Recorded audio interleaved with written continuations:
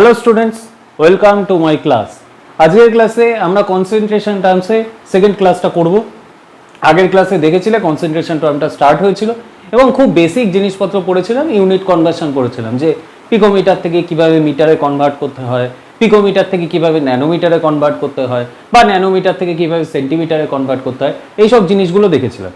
আজকের ক্লাসে আমরা মেইন কনসেন্ট্রেশন টার্মটা স্টার্ট করব, ঠিক আছে? আচ্ছা, কনসেন্ট্রেশন টার্ম পড়ার আগে আমাদের সলিউশন সম্বন্ধে একটুখানি জানতে হবে। আমি জানি মোটামুটি সবারই একটু একটু নলেজ আছে, তা আমি একবার বলছি, ঠিক আছে? তো চলো চলিয়ে শুরু করতে হ্যায়। সলিউশন, সলিউশন তুমি জানো সলিউশন মানে কি? সলিউট প্লাস সলভেন্ট মিলে সলিউশন তৈরি হয়। Solute plus solvent, solute plus solvent. এবং এটাও জানো সলিউশনের মধ্যে সলিউটের অ্যামাউন্ট লেস থাকে, সলিউটের অ্যামাউন্ট লেস থাকে, অ্যামাউন্ট লেস অ্যান্ড সলভেন্টের অ্যামাউন্ট হাই থাকে, সলভেন্টের অ্যামাউন্ট হাই থাকে।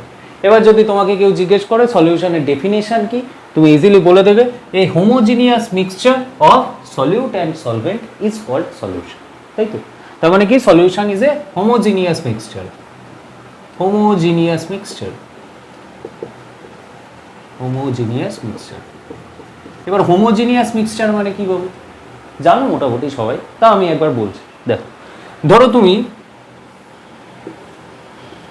একটা বাটি নিয়েছো, বাটির মধ্যে চিনির জল তৈরি করেছো, ঠিক আছে? এবার তুমি কি করলে, চিনির জলের এই যে বাটিটার একটা সাইড থেকে 1 চামচ চিনির জল টেস্ট করলে, একটা সাইড থেকে 1 চামচ চিনির জল টেস্ট করলে। তুমি কি করলে, এরপরে আবার অন্য সাইডে গেলে, অন্য সাইড থেকে আরেক চামচ চিনির জল টেস্ট করলে, ঠিক আছে? আচ্ছা, তুমি আমাকে বলো টেস্টের কি কোনো ডিফারেন্স আসবে? আসবে না। তুমি এই সাইড থেকে চিনির জলে যেরকম মিষ্টি ভাব পাবে, এই সাইড থেকেও চিনির জলে সেরকম মিষ্টি ভাবই পাবে। তার মানে কি হচ্ছে, এই পুরো সলিউশনটার মধ্যে চিনি যেটা রয়েছে ফিক্সড কম্পোজিশনে রয়েছে, সব দিকে ফিক্সড অবস্থায় রয়েছে। তার জন্যই তুমি এইখানেও যা চিনির টেস্ট পাচ্ছ, এদিকেও সেম চিনির টেস্ট পাচ্ছ, ঠিক আছে?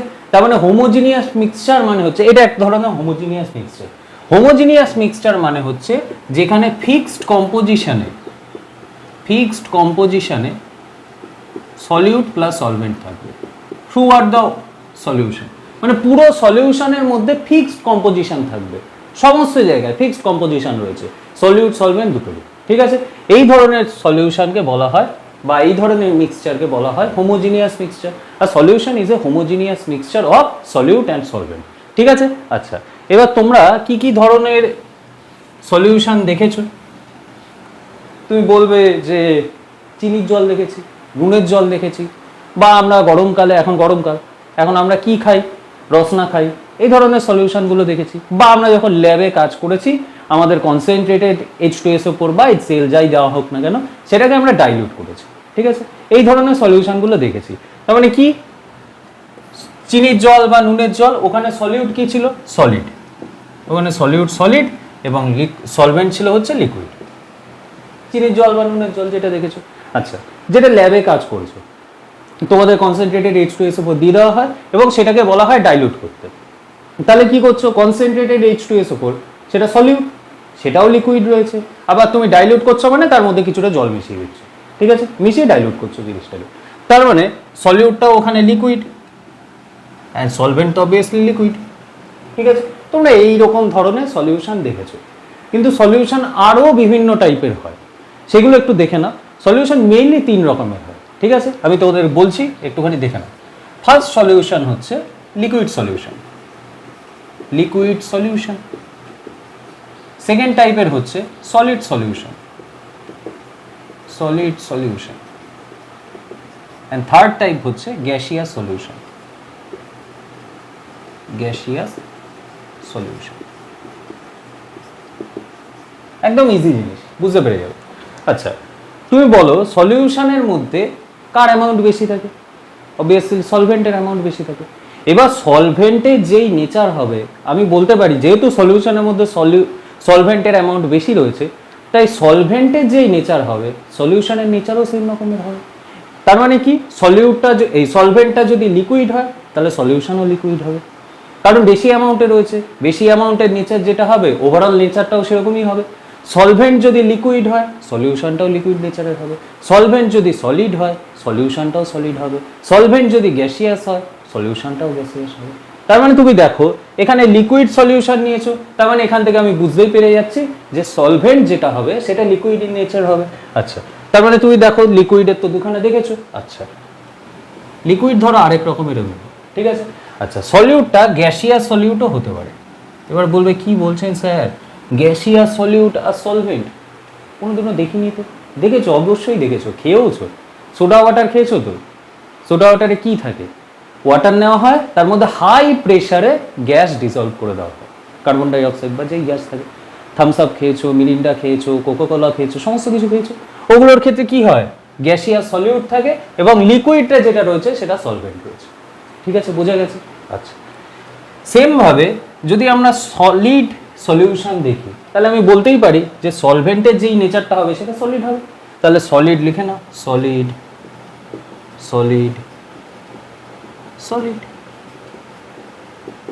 ওকে, সলিউট কি হবে? সলিড হতে পারে, লিকুইড হতে পারে, গ্যাসিয়াস হতে পারে। এইগুলো সমস্তগুলো সম্বন্ধে ক্লাস 12-এ সেকেন্ড চ্যাপ্টার সলিউশন, সিবিএসই বোর্ডে আবার ফার্স্ট চ্যাপ্টার, যাই হোক ক্লাস 12-এ সেকেন্ড চ্যাপ্টার সলিউশন, সেই চ্যাপ্টারে ডিটেলসে সমস্তগুলো সম্বন্ধে পড়বে। ঠিক আছে, আপাতত একটু বুঝে নাও কি কি রকমের সলিউশন হতে পারে। গ্যাসিয়াস সলিউশনও হতে পারে, তাহলে বুঝতেই পারছো সলভেন্ট যেটা হবে সেটা গ্যাসিয়াস হবে, গ্যাস গ্যাস গ্যাস। আর সলিউটটা কি হবে? Solid liquid gas. ঠিক আছে, বোঝা গেছে? আচ্ছা, এই 9 ধরনের সলিউশন হয়, তার মধ্যে মেইনলি 3টে টাইপের সলিউশন হয় এবং 3টে টাইপকে এরকম আলাদা আলাদা ভাগে ভাগ করা হয়। ঠিক আছে, বোঝা গেছে? আচ্ছা, তো এই হচ্ছে সলিউশনের বেসিক ইন্ট্রো। ওকে, নেক্সট আমরা যাব, এবার আমরা কনসেন্ট্রেশন টার্মেই যাব। ঠিক আছে, concentration term, concentration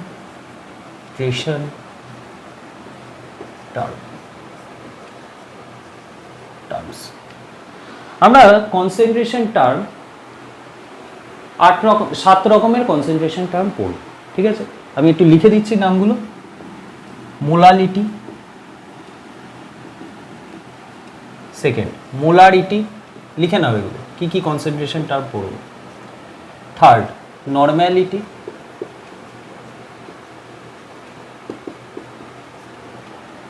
fourth mole fraction,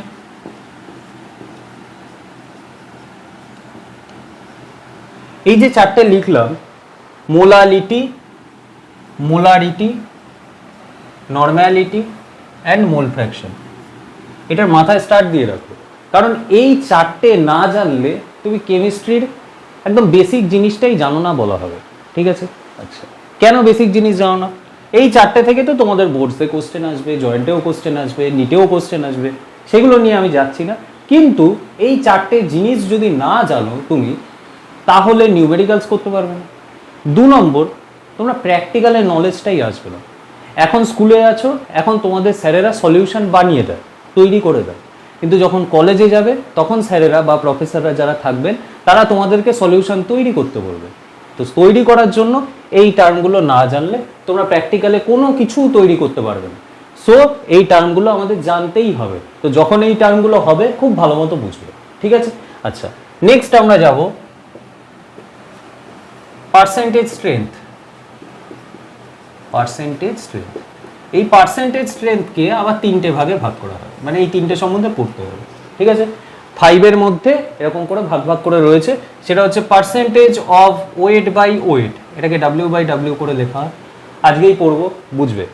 percentage of weight by volume, W/V করে লেখা হয়। পার্সেন্টেজ অফ V/V মানে ভলিউম বাই ভলিউম। ঠিক আছে, আচ্ছা নেক্সট আমরা পড়বো মোলারিটি, ফর্ম্যালিটি, ফর্ম্যালিটি, ফর্ম্যালিটি, আর লাস্ট পার্টস পার মিলিয়ন, বা যাকে শর্টে বলা হয় PPM অ্যান্ড PPB, একই জিনিস, একটা মিলিয়ন একটা বিলিয়ন, পার্টস পার মিলিয়ন আর একটা পার্টস পার বিলিয়ন। এগুলো সম্বন্ধে ডিটেলসে আমরা স্টাডি করব। ঠিক আছে, আজকের ক্লাসে আমরা পড়বো এইটা এবং ট্রাই করব মোল ফ্র্যাকশনটাও পড়ে নেব। ঠিক আছে, চলো স্টার্ট করছি, দেখা যাক। আচ্ছা দেখো, কনসেন্ট্রেশন টার্ম যেটা, কনসেন্ট্রেশন টার্ম মুছলাম কেন আমি নিজেই জানি না, আবার লিখতে হচ্ছে। যাই হোক, কনসেন্ট্রেশন টার্মস আবার দুটো ফ্যাক্টরের উপর ডিপেন্ড করে। কনসেন্ট্রেশন টার্মস মেনলি দুটো ফ্যাক্টরের উপর ডিপেন্ড করে। কি কি ফ্যাক্টর? একটা মাস আর একটা ভলিউম। মানে বেসিক্যালি মাস ডিপেন্ডেন্ট কনসেন্ট্রেশন টার্ম হয় আর একটা ভলিউম ডিপেন্ডেন্ট কনসেন্ট্রেশন টার্ম হয়। যেই পার্টগুলো লিখছি সেই পার্টগুলোতে ভাইভাতে কোশ্চেন আসে।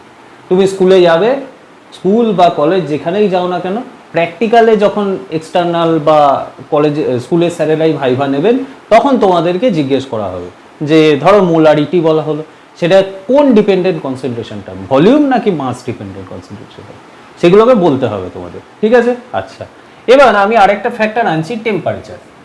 আচ্ছা বাবু বলো তো যে ভলিউম টেম্পারেচার ডিপেন্ডেন্ট নাকি টেম্পারেচার ইনডিপেন্ডেন্ট? জানো ভলিউম টেম্পারেচার ডিপেন্ডেন্ট। কিভাবে? টেম্পারেচার যদি বাড়াও ভলিউম বাড়বে, টেম্পারেচার কমালে ভলিউম কমবে, খুব কমন ব্যাপার। আচ্ছা, তার মানে বেসিক্যালি ভলিউম হচ্ছে temperature dependent factor, temperature dependent. আচ্ছা, মাসের ওপর কি টেম্পারেচারের কোনো এফেক্ট হয়? জানো মাসের ওপর টেম্পারেচারের কোনো এফেক্ট হয় না। টেম্পারেচার যদি বাড়ায় মাসের কোনো চেঞ্জ হবে না, টেম্পারেচার যদি কমায় মাসের কোনো চেঞ্জ হবে না। So much is a temperature independent property, temperature independent. তাহলে এই জিনিসটাকে আরেকটা ভাবে বলা যায় যে temperature dependent concentration term, temperature independent concentration term. Temperature dependent concentration term মানেই ভলিউম ডিপেন্ডেন্ট কনসেন্ট্রেশন টার্ম, আর টেম্পারেচার ইন্ডিপেন্ডেন্ট কনসেন্ট্রেশন টার্ম মানেই মাস ডিপেন্ডেন্ট কনসেন্ট্রেশন। ঠিক আছে, আচ্ছা টেম্পারেচার ডিপেন্ডেন্ট কনসেন্ট্রেশন টার্ম কি কি আর টেম্পারেচার ইন্ডিপেন্ডেন্ট কনসেন্ট্রেশন টার্ম কি কি সেগুলো লিখবো। যে কটা কনসেন্ট্রেশন টার্ম আগে লিখলাম সেইগুলোর মধ্যেই কেউ কেউ কনসেন্ট্রেশন এই টেম্পারেচার ডিপেন্ডেন্ট করে আর কেউ কেউ টেম্পারেচার ইন্ডিপেন্ডেন্ট হয়। ঠিক আছে, আচ্ছা প্রথমে ভলিউম ডিপেন্ডেন্ট কনসেন্ট্রেশন টার্মগুলো একটু লিখছি, একটু দেখে নাও। ঠিক আছে, আচ্ছা দেখো, ফার্স্ট আমরা পড়বো percentage of volume by volume. ওই যে পার্সেন্টেজ স্ট্রেংথ যেটা বললাম, সেটার আন্ডারে যে তিনটে ছিল তার মধ্যে দুটো ভলিউম ডিপেন্ডেন্ট আর একটা মাস ডিপেন্ডেন্ট। সেটা দুটোর মধ্যে একটা হচ্ছে percentage of V by V, আরেকটা হচ্ছে percentage of W by V, মানে ওয়েট বাই ভলিউম। সব বুঝিয়ে দেবো, ডেফিনেশন নিয়েও চাপ নিতে হবে না, এমন একটা জিনিস লিখে দেবো নিজেরাই ডেফিনেশন বার করতে পারবে, ইউনিট নিজেরাই বার করতে পারবে, কোনো চিন্তা করার দরকার নেই। ঠিক আছে, আচ্ছা third molarity, molarity. Fourth normality, normality. And fifth formality, formality. এই পাঁচটা কনসেন্ট্রেশন টার্ম হচ্ছে ভলিউম ডিপেন্ডেন্ট। ঠিক আছে, কি কারণে ভলিউম ডিপেন্ডেন্ট এই পাঁচখানা যখন পড়া হয়ে যাবে তখন নিজেরাই বুঝতে পারবে, আমি বুঝিয়েও দেবো। আপাতত একটুখানি দেখে নাও, একটু লিখে নাও। ঠিক আছে, আচ্ছা তাহলে টেম্পারেচার ইন্ডিপেন্ডেন্ট কারা হবে? যারা এগুলো বাদ দিয়ে হবে সেগুলি, যেমন percentage of W by W. Second molality, molality. Third mole fraction, mole fraction. And fourth ppm, ppm or ppb, একই ব্যাপার, একটা মিলিয়ন একটা বিলিয়ন। ঠিক আছে, চলো এটা লিখে নাও, এটা থেকে কোশ্চেন আসবে। চলো এবার স্টার্ট করছি মোল ফ্র্যাকশন। মোল ফ্র্যাকশন দিয়ে আমরা পড়া স্টার্ট করব। ঠিক আছে, চলো দেখো, হেডিং দাও ওপরে মোল ফ্র্যাকশন। এটা একটা কনসেন্ট্রেশন টার্ম, এটা দিয়ে স্টার্ট করছি। মোল ফ্র্যাকশন, কিচ্ছু ঘাবড়ানোর নেই, নিজেই বলতে পারবে। দেখো ভালো মতো ভাবো, ধরো আমি একটা সলিউশন তৈরি করছি যার মধ্যে এ, ঠিক আছে, এ ধরো সলিউট, ঠিক আছে। আমি ধরে নিচ্ছি দুটোই লিকুইড নিয়েছি, এটাতে কোনো ফ্যাক্টর নয় লিকুইড নাকি গ্যাসিয়াস নিচ্ছি নাকি সলিড নিচ্ছি। আমি তোমাদের বোঝানোর জন্য ধরছি একটা বিকার নিয়েছি, তার মধ্যে এ যে কোনো একটা লিকুইড নিয়েছি যেটার অ্যামাউন্টটা সলিউশনের মধ্যে কম থাকবে বলে আমি সলিউট বলছি, ঠিক আছে। আরেকটা ধরো সলভেন্ট নিয়েছি যেটা হচ্ছে বি, আরেকটা বিকারে নিয়েছি যেটাও লিকুইড নিয়েছি, ধরো কথার জন্য এটা সলভেন্ট নিয়েছি। এবার যেই সলিউশনটা তৈরি হবে সেখানে কি হবে, সলিউট প্লাস সলভেন্ট হবে, তাহলে এ প্লাস বি মিলিয়েই সলিউশনটা তৈরি হবে। আরেকটা বিকার নিয়েছি বড়, সেটার মধ্যে এ প্লাস বি রয়েছে, ঠিক আছে। আচ্ছা, এটা হচ্ছে সলিউশন, সলিউশন, ঠিক আছে। আচ্ছা, এবার এ ধরো আমি সলিউটের নাম্বার অফ মোলস নিয়েছি, ধরো আমি বলছি 10 ml নিয়েছো এ, আর ধরো 20 ml নিয়েছো বি, তাহলেই হবে 10 ml নিয়েছো এ আর 20 ml নিয়েছো বি। এবার সলিউশন তৈরি হবে যখন 30 ml হবে। এবার 10 ml এর মধ্যে তো নিশ্চয়ই এ এর কিছু নাম্বার অফ মোলস রয়েছে, সেই নাম্বার অফ মোলসটাই আমার এখানে কাজে লাগবে, ঠিক আছে। আমি বোঝানোর জন্য ভলিউমটা দিয়ে বললাম, কিন্তু নাম্বার অফ মোলসটা নেব, ঠিক আছে। এ এর ধরো নাম্বার অফ মোলস রয়েছে ওই 10 ml এর মধ্যে, এ এর নাম্বার অফ মোলস রয়েছে ধরো এক্স অ্যামাউন্ট, এক্স, আমি কথার জন্য বলছি। বি রয়েছে ধরো ওয়াই, নাম্বার অফ মোলস রয়েছে ধরো ওয়াই, ঠিক আছে। যখন সলিউশন তৈরি হয়েছে তখন A number of moles and B এর নাম্বার অফ মোলস দুটো মিলে গিয়ে সলিউশন তৈরি হবে, তাহলে আমি বলতে পারি সলিউশনের মধ্যে রয়েছে number of moles x plus, ঠিক আছে। এবার তোমাকে আমি কোশ্চেন জিজ্ঞেস করছি যে সলিউশনটা যেটা রয়েছে তার মধ্যে এ এর কত নাম্বার অফ মোলস রয়েছে, তুমি বলবে এক্স নাম্বার অফ মোলস রয়েছে, যেটা এখানে ছিল সেটাই তো এখানে গেছে। সলিউশনের মধ্যে এ এর কত নাম্বার অফ মোলস রয়েছে, এক্স নাম্বার অফ মোলস রয়েছে। সলিউশনের মধ্যে বি এর কত নাম্বার অফ মোলস রয়েছে, ওয়াই নাম্বার অফ মোলস রয়েছে, ইজি ব্যাপার। কিন্তু এখন তোমাকে জিজ্ঞেস করছি যে সলিউশনটার মধ্যে এর মোল ফ্র্যাকশন কত রয়েছে, এইবারই ঘাবড়ে গেছো। আচ্ছা বলো, কথাটার মধ্যে মোল রয়েছে, ফ্র্যাকশন রয়েছে। আচ্ছা, তো ফ্র্যাকশন মানে কি?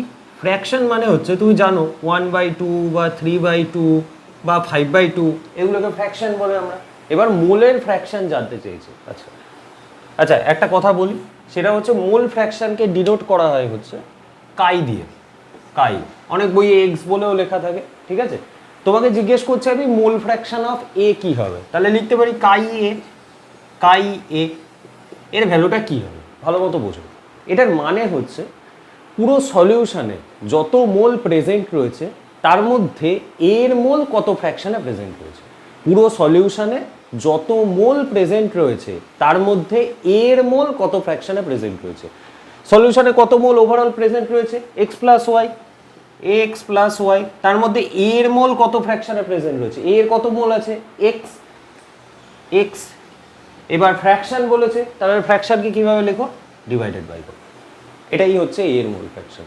সলিউশনে যত মোল প্রেজেন্ট রয়েছে, ওভারঅল যত মোল প্রেজেন্ট রয়েছে তার মধ্যে এর মোল কত ফ্র্যাকশনে প্রেজেন্ট রয়েছে, সেটাই হচ্ছে এর মোল ফ্র্যাকশন। সেটাকে কিভাবে লিখবে, x divided by x plus y. এখন যদি তোমাকে জিজ্ঞেস করে যে বি এর মোল ফ্র্যাকশন কি হবে, তাহলে তুমি লিখবে কাই বি ইকুয়াল টু সলিউশনে ওভারঅল যত মোল প্রেজেন্ট রয়েছে তার মধ্যে বি এর মোল কত ফ্র্যাকশনে প্রেজেন্ট রয়েছে, সেটা কি হবে, বি এর কত মোল রয়েছে ওয়াই, ওভারঅল সলিউশনের ফ্র্যাকশনে প্রেজেন্ট রয়েছে এক্স প্লাস ওয়াই। বোঝা গেছে কিভাবে হচ্ছে। এবার আমি দুটো জিনিস নিয়ে বলেছি, এ আর বি নিয়ে। এখন যদি এ বি সি ডি যত বলবে সেগুলোকে মোল ফ্র্যাকশনগুলোকে এইভাবে লিখতে হবে, ঠিক আছে। আচ্ছা বুঝেছো। আচ্ছা, এবার একটা কোশ্চেন হচ্ছে যে ওভারঅল সলিউশনে মোল ফ্র্যাকশন কি হবে, পুরো সলিউশনটার মোল ফ্র্যাকশন তুমি কি বার করলে যে এ এর মোল ফ্র্যাকশন কি হবে, বি এর মোল ফ্র্যাকশন কি হবে। এখন তোমাকে জিজ্ঞেস করছি টোটাল যে সলিউশনটা রয়েছে তার মোল ফ্র্যাকশন কি হবে, তুমি কিভাবে বার করবে। আচ্ছা, টোটাল সলিউশনের মোল ফ্র্যাকশনকে কাই অফ এস বলে লিখতে পারি বা কাই অফ টি, যাই হোক না কেন, সলিউশনের জন্য কাই অফ এস বলে লিখছি। কাই অফ এস কি হবে, আচ্ছা বাবু ভালো মতো বোঝো, এখানে কাই এ যেটা এক্স, কাই বি যেটা ওয়াই, এই দুটোই তো মিলে গিয়ে এখানে গেছে। তার মানে আমি বলতে পারি কাই এস যেটা, এটাই সলিউশনের মোল ফ্র্যাকশন, তো তাহলে আমি বলতে পারি chi S equal to chi A plus chi B হবে। তাহলে সেটাই লিখছি, chi S equal to chi A plus chi B হবে, কাই বি হবে। এবার তুমি জানো কাই এর ভ্যালু কত, ওপরে বার করা রয়েছে, x divided by x plus y, x divided by x plus y plus y divided by x plus y, y divided by x plus y, ঠিক আছে। আচ্ছা, তাহলে ওভারঅল ভ্যালুটা কি আসছে, তুমি এলসিএম করো, এক্স প্লাস ওয়াই, ওপরেও এক্স প্লাস ওয়াই, অ্যান্সার আসবে 1 ইকুয়াল টু 1। ঠিক আছে, তাই এটা তুমি মনে রাখবে যে পুরো সলিউশনের মোল ফ্র্যাকশন অলওয়েজ 1 হয়, পুরো সলিউশনের মোল ফ্র্যাকশন অলওয়েজ 1 হয়। আচ্ছা, এবার দেখো, তাহলে আমি একটা জিনিস একটু শর্টে মনে রাখার জন্য এইভাবে লিখে দিচ্ছি, এটা আবার লিখবো তার যে তোমাকে যদি মোল ফ্র্যাকশন জানতে চায়, তোমাকে যদি মোল ফ্র্যাকশন জানতে চাই, আমি এ বি টার্মস দিয়ে লিখছি, তোমার যতগুলো সলিউট সলভেন্ট যা যা দেবে, রিঅ্যাক্টেন্ট যতগুলো দেবে, এ বি সি ডি এরকম করে করে যতগুলো দেবে, তুমি প্রত্যেকটার জন্য আলাদা আলাদা করে মোল ফ্র্যাকশন বার করবে। ঠিক আছে, আচ্ছা, তাহলে আমি ওভারঅল টার্মটা এইভাবে লিখছি এ আর বি এর মতো করে, যে ওপরে দেখো কি রয়েছে, এক্স রয়েছে, কাই অফ এ, তার মানে এর মোল ফ্র্যাকশন বার করছিল, তার মানে ওপরে কি রয়েছে, নাম্বার অফ মোলস অফ এ রয়েছে, সেটাই লিখবো, number of moles of solute or solvent, যেটা তুমি বার করবে, solute or solvent divided by কি রয়েছে, নিচে কি রয়েছে, total number of moles, total number of moles রয়েছে, তার মানে আমি লিখবো total number of moles, total number of moles of solute and solvent, solute and solvent। ঠিক আছে, অথবা এই কথাটাকে আমি শর্টে লিখতে পারি যে সলিউশনের mole, total number of moles of solution, এটাও লেখা যায়। যাই হোক, একটাই মনে রাখো, ওপরে কি রয়েছে, number of moles of solute or solvent, যেটা তুমি বার করবে, divided by total number of moles of solute and solvent, এই হচ্ছে মোল ফ্র্যাকশন। ঠিক আছে, আচ্ছা, এই ওপরের পার্টটাকে মুছে দিচ্ছি। এইবার দেখো, আমি কি বললাম যে ওভারঅল সলিউশনের mole fraction chi of S equal to chi A plus chi B, মানে chi of solute plus chi of solvent, chi of solvent, এর ভ্যালু কি হবে, অলওয়েজ 1 হবে। তোমাকে এটাও মনে রাখতে হবে, এটাকেও মনে রাখতে হবে, তুমি এই এক্সপ্রেশনটা মনে রাখো আর এই জিনিসটাকে মনে রাখো, chi of solution equal to chi of solute plus chi of solvent, এর ভ্যালু অলওয়েজ 1 আসবে। ঠিক আছে, আচ্ছা, তাহলে এবার কয়েকটা নিউমেরিক্যালস করা যায়, একটা নিউমেরিক্যালস দেখে নাও নেক্সট কিভাবে করছি আমি। A solution is made up of 40 gram NaOH and 54 gram H2O, 54 gram H2O. Find mole fraction of NaOH and find mole fraction of H2O. Question করেছে, তোমাকে বলেছে সলিউশনটা তৈরি হচ্ছে NaOH and H2O দিয়ে, তোমাকে তাদের গিভেন মাসটা দিয়ে দিয়েছে 40 গ্রাম 54 গ্রাম। ঠিক আছে, তোমাকে বলেছে মোল ফ্র্যাকশন অফ NaOH বার করতে। তুমি জানো মোল ফ্র্যাকশন অফ NaOH কিভাবে বার করবে, number of moles of NaOH, number of moles of NaOH divided by total number of moles of NaOH and H2O, NaOH and H2O। আগে ছিল A and B, এখন তোমাকে কম্পাউন্ড দুটোর নাম বলে দিয়েছি, NaOH and H2O। ঠিক আছে, আচ্ছা, তুমি দেখো আমি না পরের বার থেকে এত বড় করে আর লিখবো না, কথাটা লিখবো না, আমি একদম শর্টে লিখবো, number of moles of NaOH। আচ্ছা, নাম্বার অফ মোলসকে আমরা কিভাবে দেখাই, n দিয়ে দেখাই, স্মল n দিয়ে। ঠিক আছে, number of moles of NaOH মানে n অফ NaOH আমরা এইভাবে লিখতে পারি, n of NaOH divided by total number of moles of NaOH and H2O। Total number of moles of NaOH and H2O মানে কি, n of NaOH plus n of H2O, এটা। ঠিক আছে, আমাদের প্রত্যেকটাকে বার করতে হবে, বার করে ভ্যালু পুট করতে হবে, তাহলেই আমরা জেনে নেব। আচ্ছা, তুমি নাম্বার অফ মোলস, আমি আশা করছি মোটামুটি সবাই জানো নাম্বার অফ মোলস কিভাবে বার করতে হয়। যদি না জানো, আমি যারা জানো না তাদের জন্য বলছি একবার। দেখো, number of moles,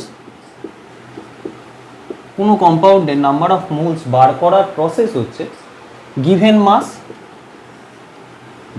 mass divided by molar mass. ঠিক আছে। আচ্ছা, গিভেন মাস মানে হচ্ছে তোমাকে কোশ্চেনে যেই মাসটা বলে দেবে বা তোমাকে যে মাসটা দিয়ে দেবে তোমাকে। যেমন ধরো এখানে NaOH এর মাস বলে দিয়েছে 40 গ্রাম, এটা হচ্ছে NaOH এর গিভেন মাস, তোমাকে দিয়ে দিচ্ছে, গিভ করে দিচ্ছে, ঠিক আছে।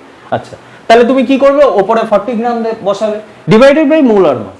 যারা মোলার মাস বার করতে জানো না তাদেরকে আমি শিখিয়ে দিচ্ছি একবার মোলার মাসটা। মোলার মাস মানেই হচ্ছে মলিকিউলার ওয়েট। এখনো যারা বুঝতে পারছো না তাদেরকেও শিখিয়ে দিচ্ছি। দেখো, মলিকিউলার ওয়েট বার করার প্রসেস হচ্ছে, মলিকিউলার ওয়েট বার করার প্রসেস হচ্ছে সামেশন অফ, সামেশনটাকে এইভাবে দেখাই একটুখানি, সামেশন অফ অ্যাটমিক ওয়েট।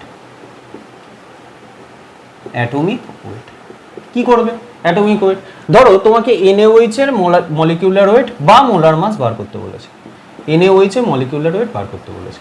এবার NaOH এর ওভারঅল অ্যাটমিক ওয়েটটা লিখতে হবে। অ্যাটমিক ওয়েট মানে কি, প্রত্যেকটা অ্যাটমে যেই ওয়েটগুলো রয়েছে সেটাই তার অ্যাটমিক ওয়েট। এবার সামেশন মানে কি, প্রত্যেকটা অ্যাটমের ওয়েটগুলোকে তুমি প্লাস প্লাস করে লিখে দেবে, যে ভ্যালুটা আসবে সেটাই হবে মলিকিউলার ওয়েট। কিভাবে, ধরো NaOH এ কটা অ্যাটম রয়েছে, সোডিয়াম একটা, অক্সিজেন একটা, হাইড্রোজেন একটা।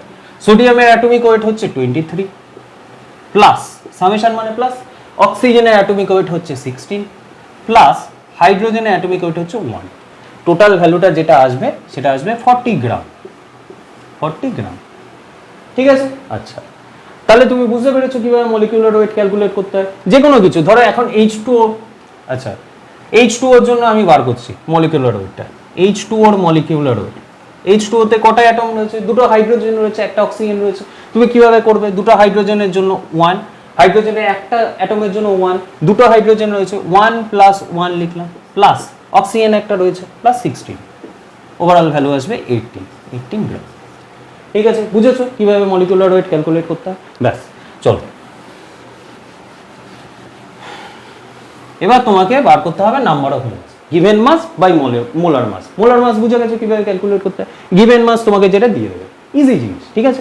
তোমাকে বার করতে হবে n অফ NaOH, মানে number of moles of NaOH। তাহলে তুমি n, এটাকেই স্মল n দিয়ে ডিনোট করা হয়, ঠিক আছে। তার মানে তুমি n অফ NaOH এটা বার করতে গেলে given mass of NaOH divided by molar mass of NaOH এটা করতে হবে। Given mass of NaOH divided by molar mass of NaOH, given mass কত 40 গ্রাম, তোমাকে বলে দিয়েছে 40 গ্রাম, উপরে বসিয়ে দাও, divided by molar mass. NaOH এর মোলার মাস এইমাত্র বার করেছে 40 গ্রাম ছিল, নিচেও 40, ওভারঅল ভ্যালু আসবে 1, ঠিক আছে। এইটাই হচ্ছে n অফ NaOH এর, উপরে বসিয়ে দাও 1, divided by n of NaOH plus H2, n of H2 মানে 1 plus n of H2, n of H2 তোমাকে বার করতে হবে, মানে given mass of H2 divided by molar mass of H2।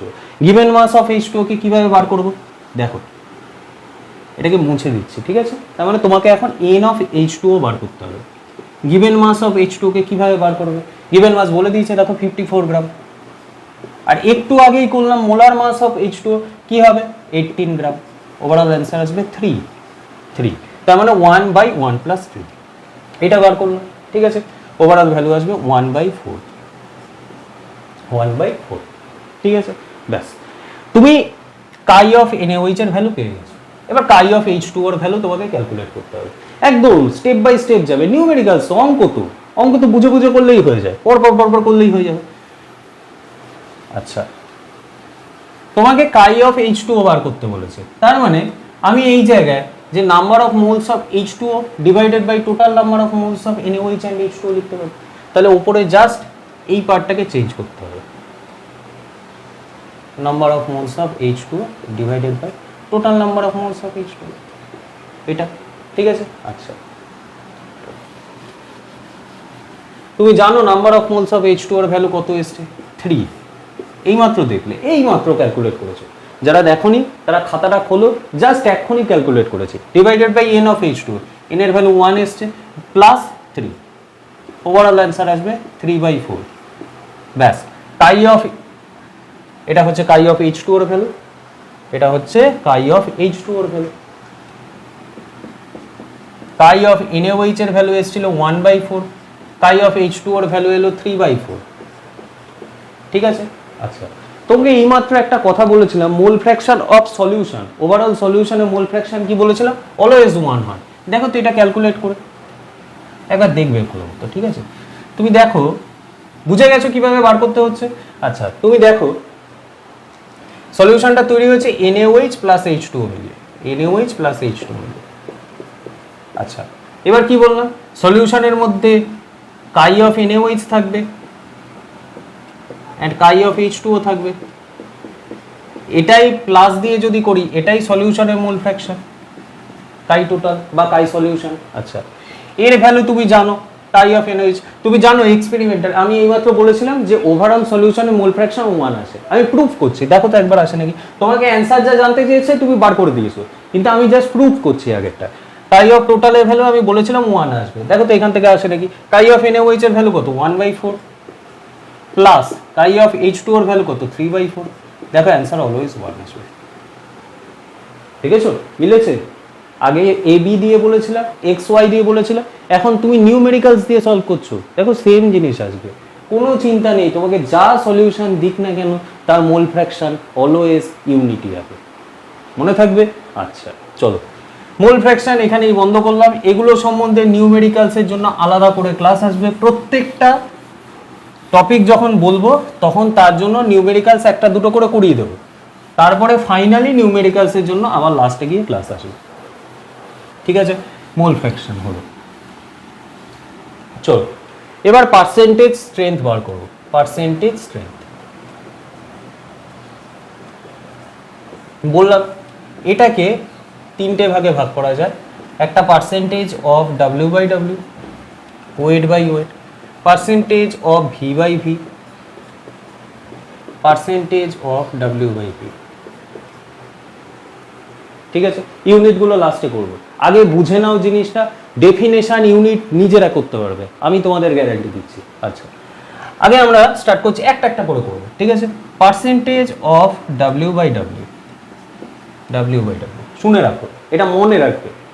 যে কোনো কনসেন্ট্রেশন টার্মে, যে কোনো কনসেন্ট্রেশন টার্মে এক্সেপ্ট মোলালিটি, মোলালিটি বলে একটা কনসেন্ট্রেশন টার্ম ছিল, আগেই বললাম, সেটা যখন আসবে তখন বলবো যে কোনো কনসেন্ট্রেশন টার্মে এক্সেপ্ট মোলালিটি, মানে মোলালিটি বাদ দিয়ে, অলওয়েজ এই রিলেশনটা মনে রাখবে, ওপরে সলিউট নিচে সলিউশন, ওপরে সলিউট নিচে সলিউশন। ঠিক আছে, আচ্ছা দেখো এটার মানে কি, পার্সেন্টেজ অফ W/W, যে কোনো কিছুতে কি বললাম, যে কোনো কনসেন্ট্রেশন টার্মে এক্সেপ্ট মোলালিটি, ওপরে কে বসবে সলিউট নিচে সলিউশন, বসিয়ে দাও ওপরে সলিউট, ওপরে সলিউট নিচে সলিউশন, সলিউশন। ঠিক আছে, আচ্ছা W/W, W দিয়ে আমরা কি বলি, ওয়েট কে বলি না, ওয়েট কে বোঝাই না, তাহলে তুমি লিখে দাও weight of solute, weight of solute divided by weight of solution. Percentage বার করতে বলেছে ইনটু 100, হয়ে গেল পার্সেন্টেজ অফ W/W। এক্সপ্রেশন তুমি পেয়ে গেছো, weight of solute divided by weight of solution into 100। Numericals করাচ্ছি সেম ভাবে, পার্সেন্টেজ অফ W/V, এইগুলোকে মনে রাখবে, এগুলো দিয়েই নিউমেরিক্যালস হবে। পার্সেন্টেজ অফ W/V, যে কোনো কনসেন্ট্রেশন টার্মের ওপরে সলিউট নিচে সলিউশন, আমরা কি লিখবো, W রয়েছে, W দিয়ে ওয়েটকে বোঝায়, weight of solute divided by V দিয়ে ভলিউমকে বোঝায়, volume of solution into percentage বার করতে বলেছে 100। ঠিক আছে, আচ্ছা লাস্ট পার্সেন্টেজ অফ W, এটা হচ্ছে W/V করলাম, লাস্টে হচ্ছে V/V, V দিয়ে বললাম ভলিউমকে বোঝায়, ওপরে সলিউট নিচে সলিউশন,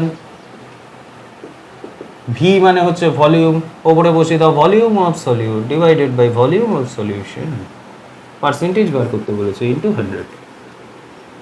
হয়ে গেল, এই হচ্ছে কাজ, এই হচ্ছে কাজ। এবার একটা জিনিস একটু মনে রাখতে বলবো, এটা একটু মনে রাখতে হবে, সেটা হচ্ছে ওয়েট অফ সলিউট, ওয়েট, এই যে পার্সেন্টেজ স্ট্রেংথে আমরা ওয়েটটাকে ইউনিট লিখি হচ্ছে গ্রাম ইউনিটে, আর ভলিউমকে ইউনিটে লিখি হচ্ছে ml। ভলিউমের তো অনেক ইউনিট হয়, ভলিউমের ইউনিট হয় লিটার হয়, ml হয়, অনেক কিছু হয়। ঠিক আছে, তুমি এটা মনে রাখবে, পার্সেন্টেজ স্ট্রেংথে জাস্ট এইটুকু, পার্সেন্টেজ স্ট্রেংথে ওয়েটটা ইউনিট নেওয়া হয়, ওয়েটের ইউনিট নেওয়া হয় গ্রামে এবং ভলিউমের ইউনিট নেওয়া হয় ml। তার মানে তুমি এখানটা লেখো weight of solute in gram divided by weight of solution in gram. দেখতেই পাচ্ছ ওয়েটকে নিয়েছি আমরা গ্রামে। আচ্ছা, তারপরে weight of solute in gram divided by volume of solution in ML in ML. শুধুমাত্র পার্সেন্টেজ স্ট্রেংথে ওয়েটকে নেওয়া হয় গ্রামে আর ভলিউমকে নেওয়া হয় এমএল। বাকি যে কটা ওয়েট আসবে সেগুলো যখন আসবে বলবো, বাকি যে কটা কনসেন্ট্রেশন টার্মে ওয়েট আসবে তাও বলে দিচ্ছি, ওয়েটগুলোকে নেওয়া হবে কেজিতে।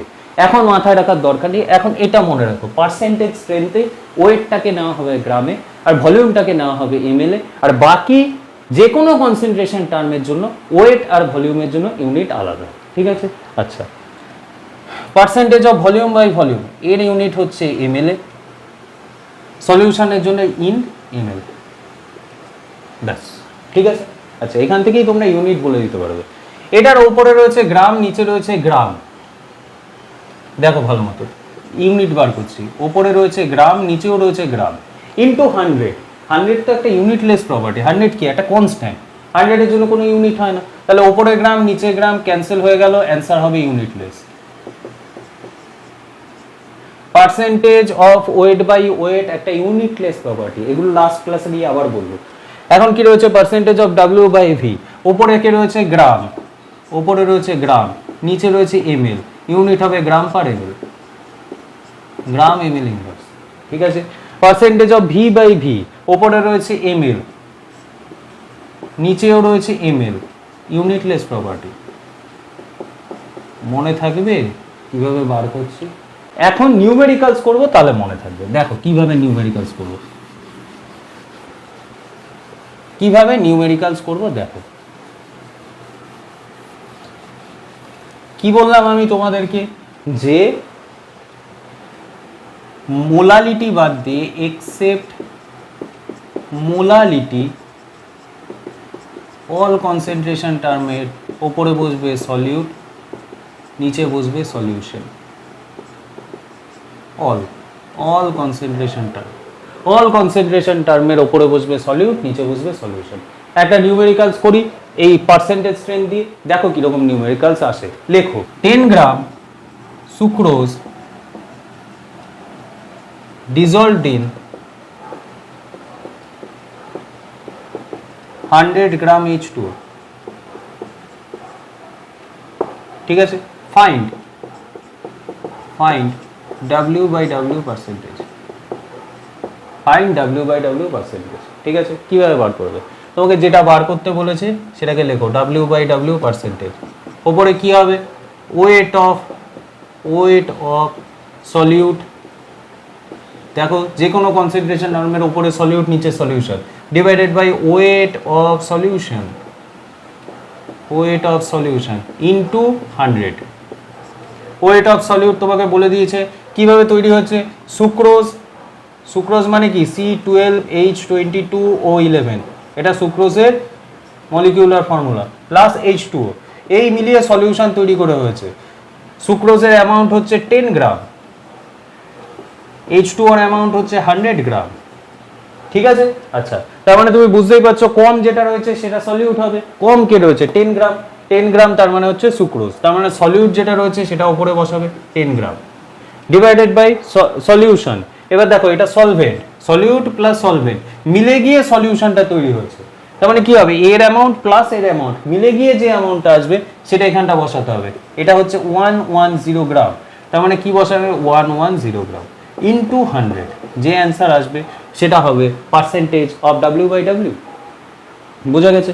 আচ্ছা, এবার অনেক কেসে এরকম কোশ্চেন করে, আশা করি বুঝতে পেরেছো কিভাবে কোশ্চেন আসে।